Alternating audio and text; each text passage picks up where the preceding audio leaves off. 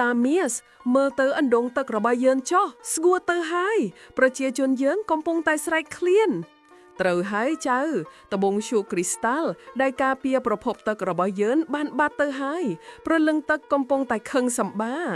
ខ្ញុំនឹងទៅរកវាមកវិញតាខ្ញុំមិនអាចទ្រាំមើលឃើញភូមិរបស់យើងរងគ្រោះទៀតបានទេចៅពិតជាក្លាហានណាស់ត្បូងនោះត្រូវបានលាក់នៅក្នុងព្រៃខ្សឹបដែលឆ្ងាយយកអាវុធនេះទៅជាមួយចៅវានឹងការពារចៅពីវិញ្ញាណអាក្រក់អ្នកដែលហ៊ានចូលជ្រៅក្នុងព្រៃខ្សឹបនេះតើអ្វីទៅជាឫសគល់នៃជីវិតដែលមិនដែលរៀងស្ងួតឫសគល់នៃជីវិតដែលមិនដែលរៀងស្ងួតគឺសេចក្តីសង្ឃឹមនិងទឹកចិត្តជួយគ្នាទៅវិញទៅមកអ្នកឆ្លើយត្រូវហើយទៅមុខទៅ